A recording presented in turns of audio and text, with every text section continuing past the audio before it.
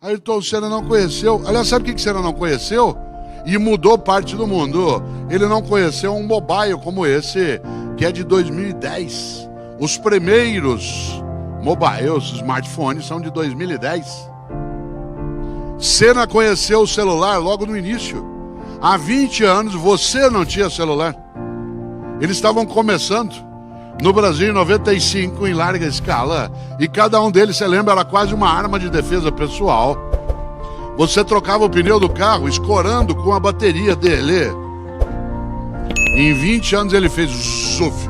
Esse que está na minha mão agora. Manda e-mail, recebe e-mail, tem 6 mil músicas, tem GPS, tem cotação da bolsa, grava foto, grava filme, tem a minha temperatura, calcula meu batimento cardíaco, tem a minha instrução sobre o tempo e a temperatura e, se precisar, faz ligação. Você está rindo? Meu aluno não usa isso para falar, ele usa para escrever. Eles reinventaram o telégrafo. Quer falar com teu filho agora? Liga para ele e não responde. Manda uma mensagem e ele responde. Eles não usam isso para falar, eles usam para escrever. Aliás, você sabe quando alguém é idoso porque ele está com isso no ouvido. Ninguém, atenção, ninguém com menos de 20 anos de idade põe isso no ouvido. Pôs no ouvido tem mais de 20 anos, já está idoso. E eles fazem uma coisa incrível, escrevem com um único dedo, que é o polegar. Durante séculos na história da humanidade nós usamos o dedo indicador para as operações técnicas. Agora é o polegar. No volante do carro, o acerto do espelho, a mexida no banco, a marcha em alguns veículos, o acerto do som do rádio. E nós habituados a ficar com esse dedo. Tanto que quem é idoso como eu não consegue fazer com o polegar. Segura com a mão e faz com a outra. Até de costas, parece uma galinha balançando. Você diz aí, o que isso tem conosco? Mudou o modo de comunicação. A nova geração, essa que está vindo, ela está habituada a ler e escrever. Eu falava antes com a diretoria ali na outra sala, 40% dos meus leitores hoje, de acordo com as livrarias, têm menos de 18 anos de idade. Eu sou professor de filosofia. Onde eles me conheceram? Na internet. Por que eles voltaram a ler? Porque eles se interessam aos 15, 16 anos de idade por algumas coisas por conta dos blogs, do Twitter, do Facebook. E ele começa a entrar num circuito que antes não se tinha e agora se tem. Olha a mudança e a velocidade. Você que gere pessoas e negócios, preste atenção na nova geração. Ela está vindo, voltando um pouco a ler outra vez. E escrever. Aí você fala, mas Cortella, eles escrevem errado, porque eles escrevem VC em vez de você. Ah, é? Há 300 anos eu diria vossa mercê. Há 200 anos eu diria vós mercê. Há 100 anos nós passamos a dizer e escrever você. Eles escrevem VC. Pode-se incorporar ao padrão culto de linguagem ou não. Assim como vossa mercê virou você, pode ser que você vire VC.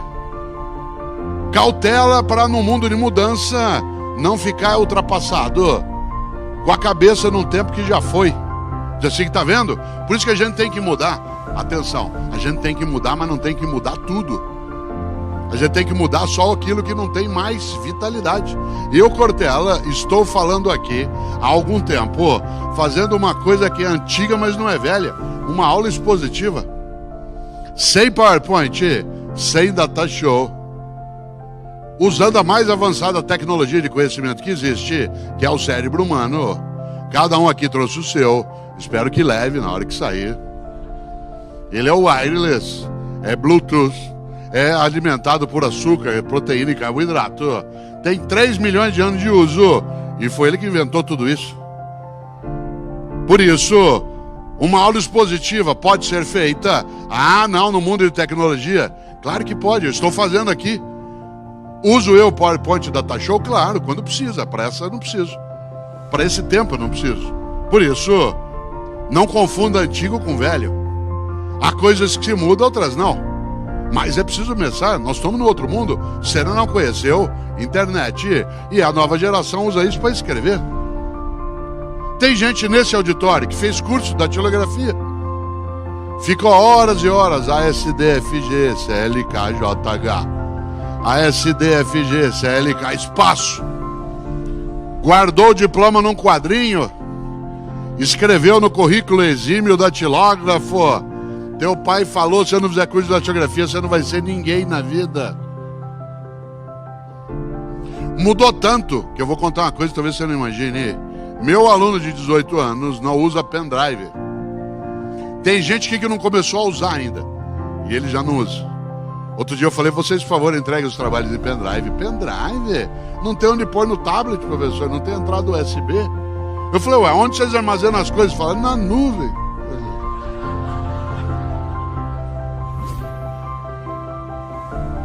De nada adianta, eu sou professor titular da PUC São Paulo, 20 anos na Fundação Dom Cabral em Belo Horizonte, dei aula na GV durante 15 anos e não há lugar marcado no futuro.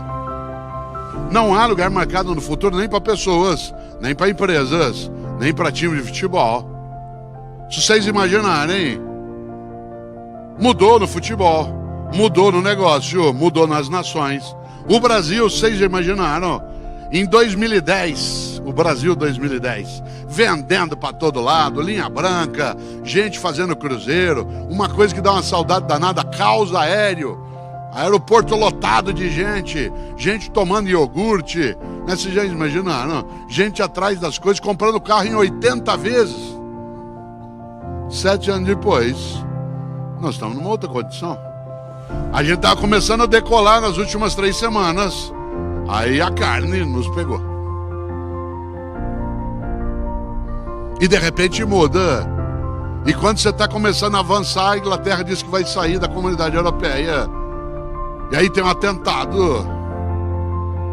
Claro, a velocidade da alteração exige que você esteja o tempo todo não preparado apenas. O mundo que muda exige não que você esteja partindo de modo contínuo, mas preparado para partir. Não mudando o tempo todo, mas preparado para mudar, se for necessário. Exemplo concreto, e eu volto exatamente, né, a esse polo. Quem diria a nova tecnologia, aquilo que é o novo modo de pensar, de fazer. Nessa hora, quero lembrar uma coisa para você. Mudar é complicado, mas acomodar é perecer. O André, meu filho que tem mais idade, que tem 40 anos... 40 anos tem o André. Quando ele tinha 18 anos de idade, um dia ele estava fechado no quarto dele em São Paulo, onde moramos, ouvindo rap. Eu gosto de rap, mas não é qualquer rap que eu gosto. E eu estava na sala em casa ouvindo ópera. Eu gosto de ópera, mas não é qualquer ópera que eu gosto. Música boa para mim é aquela que me emociona. Se ela me emocionar, tanto faz qual é a música. Quem aqui gosta de ópera sabe que ópera a gente ouve um pouquinho mais alto. O André, hoje ele gosta de ópera, na época não, saiu do quarto dele injuriado e veio até a sala para me dar uma bronca por causa da altura da música. Aliás, eu estava ouvindo uma área do Puccini magnífica, chamada Mio Babino Caro, meu papaizinho querido, que é para soprano, não posso cantar aqui, pelo óbvio eu não sou, mas que foi gravado um dia por Maria Callas, a maior na história. Eu até dou risada porque tem gente que põe essa área em cerimônia de casamento na igreja, na hora da bênção das alianças. E ou a pessoa não entende de ópera, ou ela entende muito de casamento, porque a área fala de uma menina que vai se matar. Esse é o conteúdo da música. Você sabe que a coisa mais perigosa que existe no mundo é incompetente com iniciativa. Incompetente com iniciativa é um perigo num centro cirúrgico, numa churrasqueira, na direção de uma nação. E o Rio, aliás, deixa eu ver se tem. Curioso, desculpe se alguém aqui pôs no próprio casamento, né? Mas é engraçado porque a música fala: meu papaizinho querido, tenha piedade de mim. Eu aqui na beira da Porta Rossa, né, em Florença, ou o senhor me dá esse anel de noivado, ou eu me mato. E ela se mata, e a família põe na igreja. É interessante, quer ver?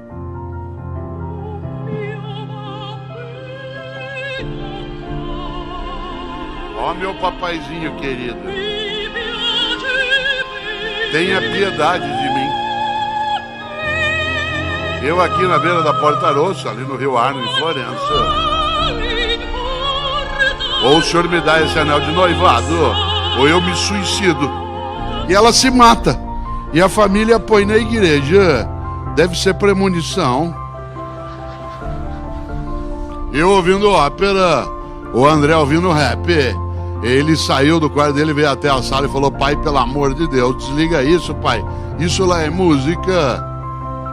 Eu disse: André, meu filho, que pena. Você aos 18 anos de idade já está ficando vítima da indigência mental. Você aos 18 anos de idade fechou tua cabeça para aquilo que é diferente do que você já conhece. Você aos 18 anos de idade acha que a única maneira de fazer as coisas é como você já fazia. Você aos 18 anos de idade está ficando incapaz de renovar teu conhecimento. Você aos 18 anos de idade está ficando impermeável a ir além do lugar onde você já estava. Você aos 18 anos de idade está ficando refém da pobreza das ideias. Ele falou: pai, você está ficando louco. Eu falei: André, eu tô ficando louco, você tá ficando velho. Não confunda idoso com velho. Idoso é uma pessoa que tem bastante idade. Velho é aquele que acha que já sabe, que já conhece, que não precisa mais aprender. Idoso é uma pessoa de 65, 70, 80 anos de idade. Velho você pode ser com 15 anos de idade, 20, 40, 70. Tem menino de 15 anos de idade que já tá velho, cheio de certeza, acha que já sabe. Aliás, ele acha que ele que fundou o mundo, que o mundo começou com ele. Tem gente de 40 anos de idade que já está velha. Tem gente de 70 que não envelheceu. Não confunda idoso com velho. Num mundo de mudança e velocidade, o maior risco é ficar velho. Velho na prática, velho no negócio, velho na maneira de fazer, velho na capacidade de aprender. Por isso, um museu, ao contrário do que pensam os tolos, não é um lugar para coisa velha. Lugar para coisa velha é lixo ou reciclagem. Museu é um lugar para coisa idosa, porque o idoso tem valor. Eu ensino filosofia. A pessoa mais jovem que eu ensino morreu há 2.500 anos. Platão, Aristóteles, Heráclito, Parmênides, Zenão, Anaxágoras, Anaxímenes, Tales, Pitágoras. Como é que eu ensino alguém que morreu há 2.500 anos para um menino que nasceu em 1998? Só tem uma saída. É a capacidade de mostrar que há um pensamento que é idoso, há uma prática que é idosa. Hoje à noite vocês vão assistir a um show de Fernando Sorocaba, que vão vir aqui cantar ao vivo. Você quer coisa mais antiga do que música ao vivo? É antigo, mas não é velho.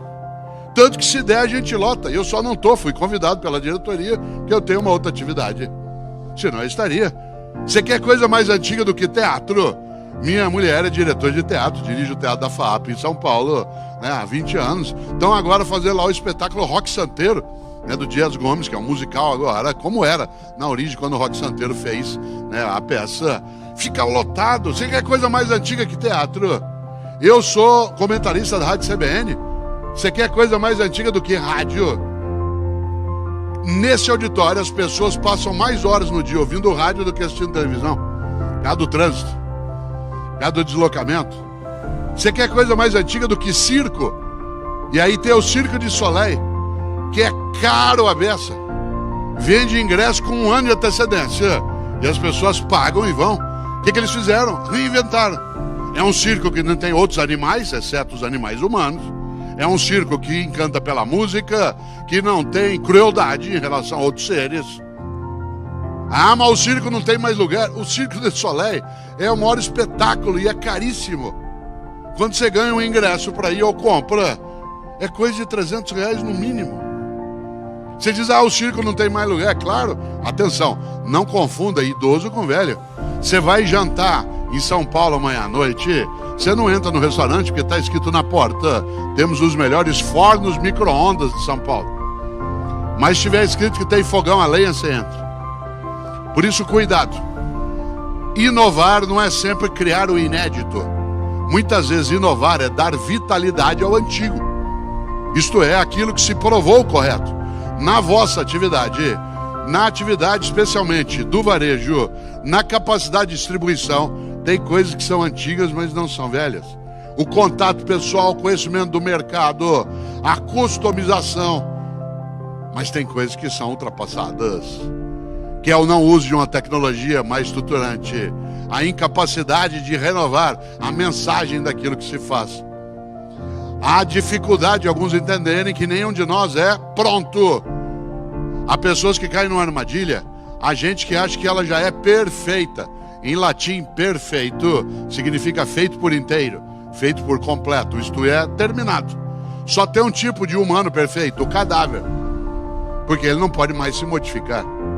Por isso, cuidado para não ficar velho. O problema não é se você conheceu o Ayrton Senna, é se você deixou a cabeça lá. O problema não é se você fez curso de datilografia. Isso pode indicar apenas que você é antigo ou antiga. O problema é se você deixou a cabeça lá. No mundo de mudança de velocidade, qual é o maior risco? Você ficar prisioneiro do mesmo. A mesma praça, o mesmo banco, o mesmo jardim, as mesmas flores. Aliás, existia no antigo Orkut. Antigo Orkut. O Orkut é de 2004. Foi fundado junto com o Facebook. Desapareceu. Não tem mais lugar marcado no futuro. Nem no futebol. Às vezes eu comento futebol na Rádio Globo CBN. Quem não trabalha faz várias coisas. E uma das coisas curiosas é que ali há um anúncio que você já viu. E é verdade. Há 30 anos, atenção, há 30 anos um jogador de futebol corria em média, durante uma partida, a distância de 6 km. Não a velocidade, a distância percorrida em campo, numa partida era de 6 km. Hoje é de 11 km. Não mudou o tamanho do campo, não mudou a duração da partida e não mudou o número de jogadores. E quase que dobrou a distância a percorrer. O que mudou? A estratégia, a velocidade, o modo de fazer. Não tem lugar marcado no futuro. Só 5 times brasileiros de primeira linha não foram para a segundona ainda. Só Santos, Cruzeiro, Flamengo, São Paulo e Chapecoense, que subiu e não desceu. Não tem lugar marcado no futuro. A seleção brasileira que hoje joga, a última vez que foi campeão do mundo foi com o Ronaldo em 2002. O ano que vem na Copa vai fazer, atenção, 16 anos que nós não ganhamos uma Copa. O adolescente que está na universidade, ele não tem memória de vitória nossa em Copa do Mundo. Trazê-lo aqui para ver o Ronaldo, que é uma pessoa admirável, estupenda, mas para ele é uma coisa do passado. Para nós, não. Nossa vitória em 2002 foi decisiva. Quem nós vencemos em 2002? A Alemanha. No final, 2-0, 2 gols do Ronaldo. O que fez a Alemanha quando perdeu um jogo na final? Sentou e chorou? Não. Levantou e passou 12 anos se preparando. E bem. Mudou técnico, se reinventou, mudou o modo de fazer, criou seleção de base. Veio para cá na Copa de 2014, um mês antes. Ficou no sul da Bahia para se aclimatar. Fez uma coisa incrível. Não dava intervalo entre um jogo e outro. Porque num torneio como a Copa, onde só tem 7 jogos para quem chega no final, não dá para jogar hoje e parar para descansar. Tem que treinar amanhã. Só tem 7 jogos na Copa para quem vai à final. O Brasil não. Montou a seleção em cima da hora. Os jogadores não se conheciam. Nós não conhecíamos os jogadores. Você não sabia onde ele jogava, qual era o time que ele jogava. Ficamos tão desestruturados que quando perdemos nosso melhor, o time acabou. No dia 8 de julho de 2014, no Mineirão, a seleção alemã entrou em campo com medo de perder de novo. E o Brasil entrou em pânico. Há uma diferença entre medo e pânico. Você tem medo do teu negócio não dar certo, que bom, tome providência. Você tem medo do Brasil ter dificuldade de crescimento, ótimo, vá buscar. Mude o que precisa ser mudado. Você tem pânico, é outra coisa. O pânico paralisa, o medo deixa em estado de alerta. A seleção brasileira entrou em campo em pânico. E aí você diz assim, mas e que é isso? 7-1. 7-1. Meu filho mais novo, o Pedro, é repórter da Sport TV. E ele não assina Cortella, para não ser perseguido, assina Pedro Mota. E o Pedro estava lá no Mineirão, no dia do jogo Brasil e Alemanha, cobrindo o jogo no gramado. Aliás, ele teve a chance de cobrir vários jogos do Brasil no gramado. Ver vários jogos do Brasil no gramado. Uma chance que só ele e o Fred tiveram, né, de ficar ali no campo. E é interessante, porque o Pedro disse, pai, o Brasil está em pânico. Mandou um SMS para mim, eu falei, é verdade. O mundo muda e muda com velocidade.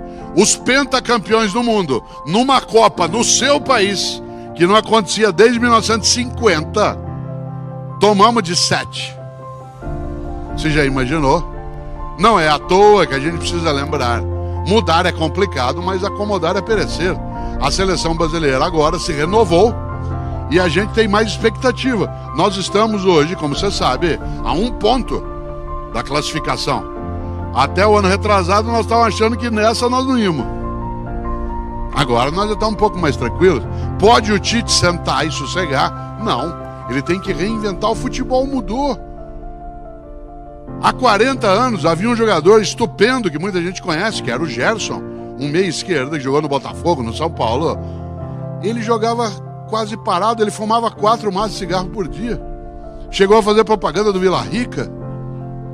Não dá para fazer isso hoje. Romário jogou anos parado ali na área, esperando, de olho fechado. E era genial, a bola caía no pé dele, era gol. Qual posição joga o Romário? Agora não tem. Qual posição joga o Neymar? Todas. Qual posição joga o Messi? Todas. Você olha, ele está na área, está na ponta esquerda. Romário não faria o que, por exemplo, faz hoje Neymar, que é ele bate escanteio, Neymar. O Messi bate escanteio. Quando que um artilheiro ia se dispor a bater escanteio? Se ele é artilheiro, ele tem que estar lá para fazer gol e subir. Não, joga pro time. Por isso que o Barcelona tem a capacidade que tem. Aquele que é o melhor serve. Você já imaginou? Que mudança? Atenção, não há lugar marcado no futuro, inclusive no futebol. Não mudou o tamanho do campo, não mudou a duração da partida, e exceto no São Paulo não mudou o número de homens em campo. E ainda assim, porque Rogério Ceni também joga, se vocês imaginarem, passou de 6 para 11. Você diz, ué, e nós com isso? Muito? Cuidado para não ficar prisioneiro do mesmo. A mesma praça, o mesmo banco, o mesmo jardim. Como eu disse, havia uma comunidade no Orkut chamada Eu Tenho Medo do Mesmo. Eu dela fazia parte. Aliás, o Orkut em 2011 tinha 55 milhões de seguidores. Olha só. A sobrevivência não é do mais forte, é do mais apto. E ele será forte se ele for apto. Não é que ele se for apto, ele será forte. Nesse sentido, a perenidade vem nisso. Essa comunidade Eu Tenho Medo do Mesmo, eu participava dela. Não sei se chegaram a ver, porque Eu Tenho Medo do Mesmo. Ela era inspirada naquela placa que fica na porta de alguns elevadores que diz: antes de entrar no elevador, verifique se o mesmo encontra-se ali parado. Imaginou, você abre a porta do elevador e o mesmo está lá dentro te esperando, pronto para te pegar. Tem gente que tinha que ter uma plaquinha dessa na cabeça. Antes de entrar, verifique se o mesmo encontra-se ali parado. Atenção. Quero aproveitar esses teus 15 minutos de desespero para pensar exatamente nessa direção.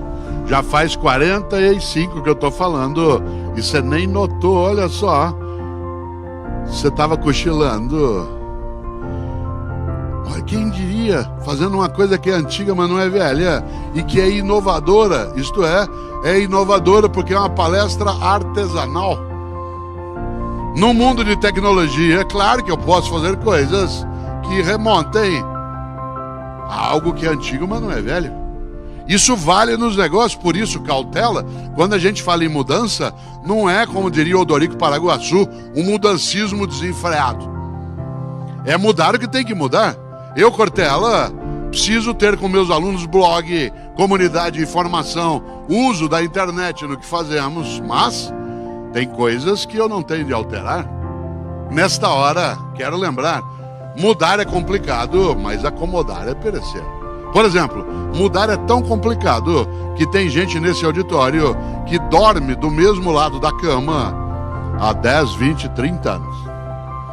Viaja, fica sozinho no hotel, deita daquele lado da cama, quase encolhido, como se tivesse uma multidão do outro lado. Tem gente que senta em casa para comer no mesmo lugar há 10, 20, 30 anos. Chega uma visita na tua casa domingo, senta onde você está habituado a sentar, você nem come direito. Está acostumado a comer olhando para uma parede e aparece um espaço aberto. Não tem lugar marcado aqui, as pessoas sentaram onde desejaram. Se a gente voltasse para cá hoje à noite, é provável que você tentasse sentar onde você está agora. E se chega alguém aqui hoje à noite, a hora que você viesse, e alguém está sentado onde você está sentado agora, você não fala nada por educação. Mas você pensa, ué, o que ele está fazendo no meu lugar? Cuidado, na vida é preciso ter raízes e não âncoras. A raiz alimenta, a âncora imobiliza. A raiz é aquilo que te alimenta, a âncora te imobiliza. A pessoa que tem âncora fica, no meu tempo, se eu pudesse, o mercado não é mais como era, é óbvio. É a mesma coisa que eu, professor, dizia, os alunos de hoje não são mais os mesmos. É claro que não são. Dizer isso é só sanidade mental. Doença é eu saber que não são os mesmos e dar aula do mesmo jeito que eu dava há 10 anos ou há 20. Eles ao conhecer Ayrton Senna, eles não imaginam que alguns de nós não tínhamos, até há 10 anos, não tínhamos DVD, que quase ninguém mais tem, porque hoje você tem o serviço de streaming. Vários de nós aqui começamos a comprar aparelho de DVD em casa há 10 anos, em 2007. Até lá a gente quase não tinha, era caro demais. Onde você assistia filme até há 10 anos em casa? Num videocassete. Tem gente nesse auditório que comprou videocassete num consórcio. Um Sharp de 2 cabeças. Mais cabeça que a família toda. Aí veio o DVD. Quanto custa hoje o aparelho de DVD? Nada. Há 10 anos o aparelho de DVD custava R$700. Hoje você assina uma revista, ganha um aparelho de DVD. Compra um caixa de banana, outro aparelho de DVD. Há 10 anos, se alguém dissesse, alguém ficar aqui no Congresso da Brasileira até o final, vai haver o sorteio de um aparelho de DVD, ficava todo mundo. Falar isso agora não fica um. Aliás, a gente usa 10 anos DVD, tem gente nesse auditório que não sabe usar ainda. Você quer assistir o filme em casa domingo, sabe o que você faz? Chama o teu guri, teu menino de 10 anos e fala assim, arruma essa porcaria aí pra mim. Aí ele vai lá e põe e faz uma coisa cruel com você. Ele vai embora antes que acaba. Aí você fica olhando aquilo, falando, na hora que acaba, você fala, como é que será que faz isso aqui? Será que tem que rebobinar? Tem gente nesse auditório que pagou multa porque não rebobinou fita VHS. Atenção, você não tá velho porque você rebobinou fita VHS. Você tá velho se você deixou a cabeça lá, a prática lá. Se você ficou ancorado. O que o meu aluno assiste? Por exemplo, meu aluno não assistiu Titanic, que ele nasceu em 98, Titanic é de 97. Meu aluno não assistiu, você imaginar, Avatar. Ele era criancinha. Para muitos aqui, Avatar é um filme contemporâneo de agora. Você já imaginou? Você diz, ué, e o que você tem com isso? Como é que eu dou aula para ele? Eu tenho que me preparar. Que música ele ouve? Que filme ele assiste? O que o emociona? Meu cliente, aluno, ele se emociona com o quê?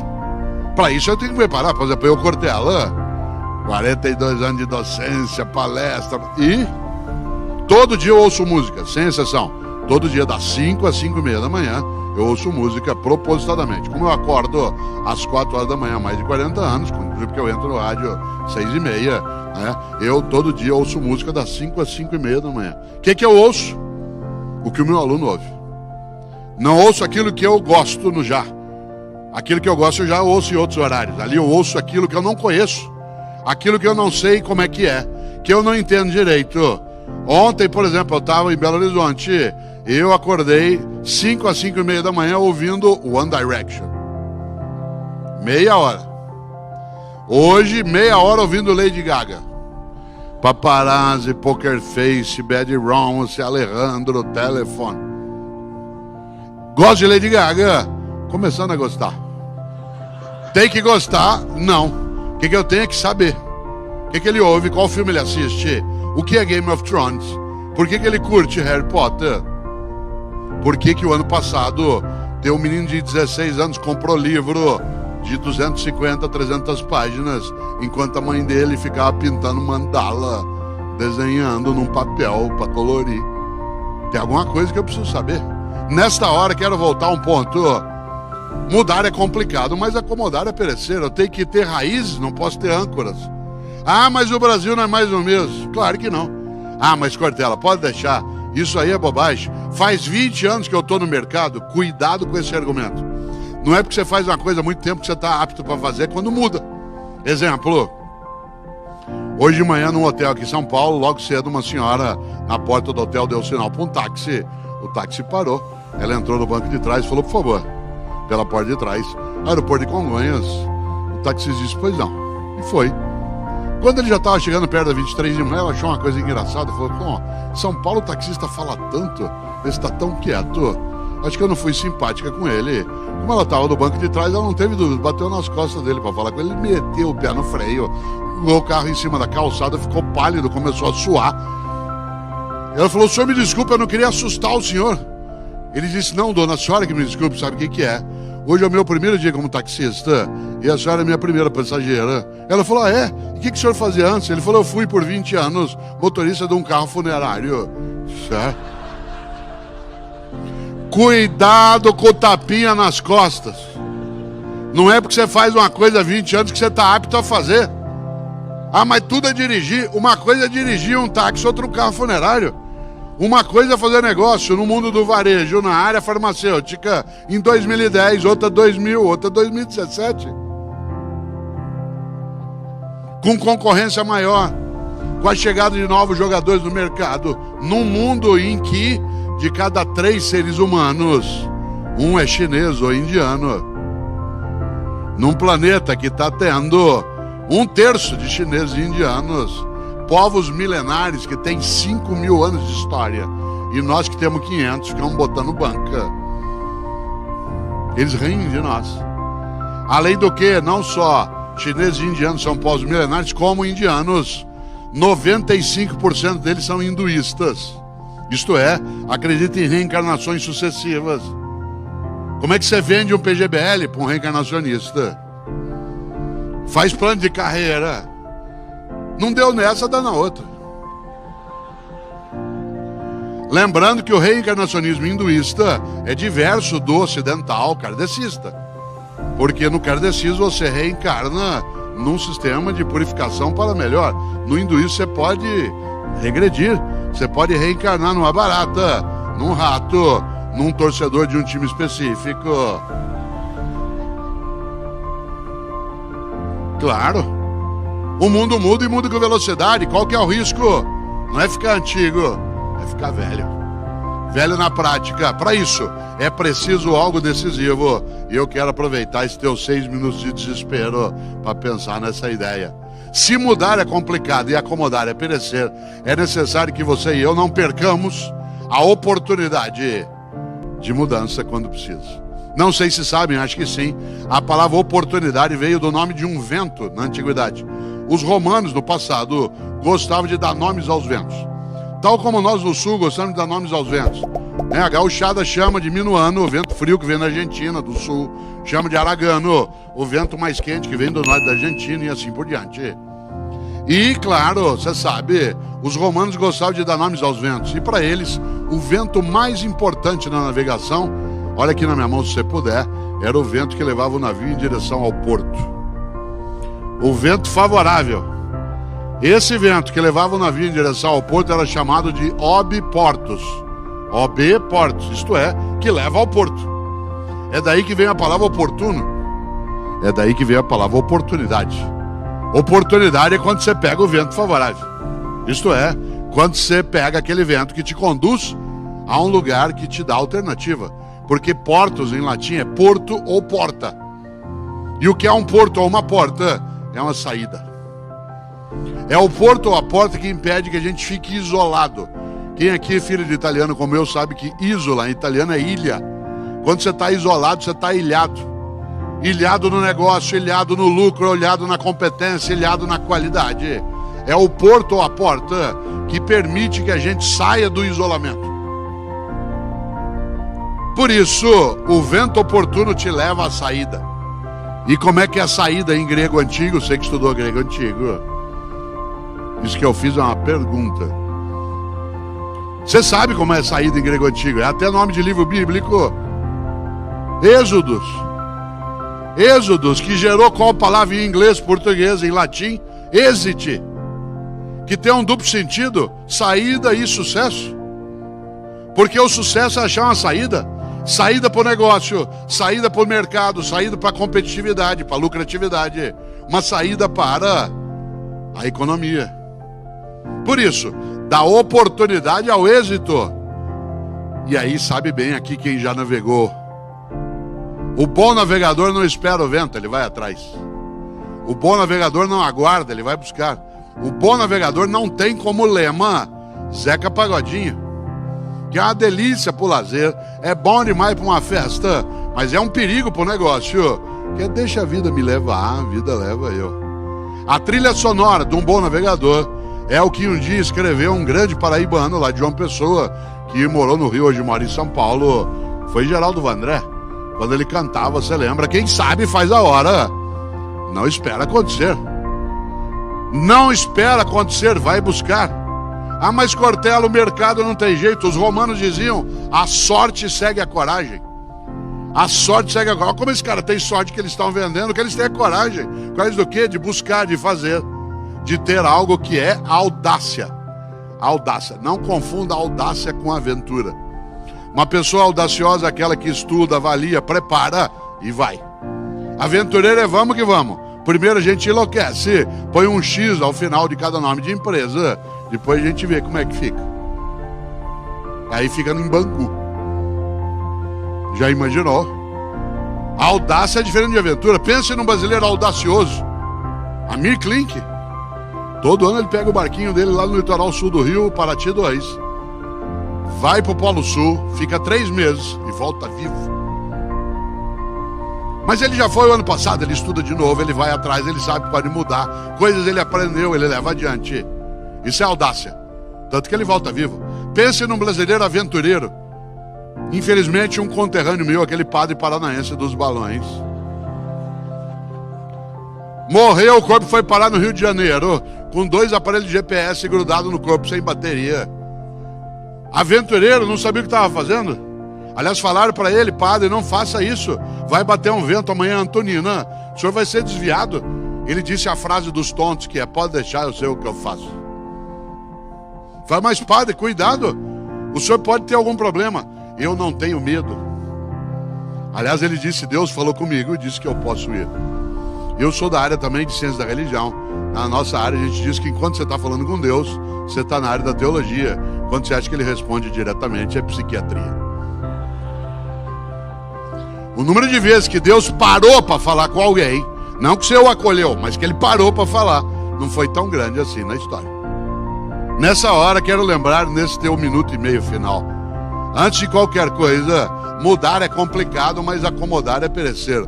Hoje, posse de Duarte da Costa como nosso segundo governador-geral, em 1531. Quero lembrar, o maior perigo no mundo como o nosso é você adotar como teu grande inspirador e patrono o Mendes Sá, nosso terceiro governador-geral.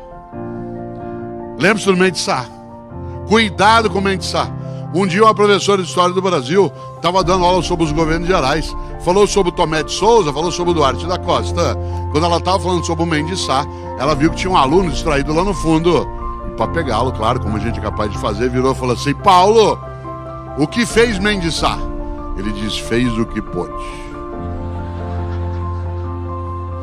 Cuidado com Mendes Sá. Gente, está difícil o mercado, eu faço o que eu posso.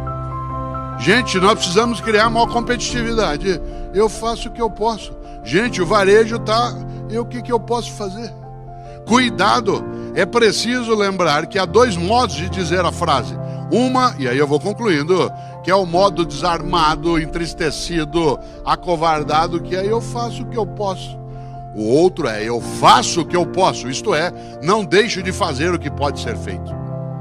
Há uma diferença entre eu faço o que eu posso e eu faço o que eu posso, isto é, não deixo de fazer o que pode ser feito. Por isso, quem sabe, faz a hora, não espera acontecer.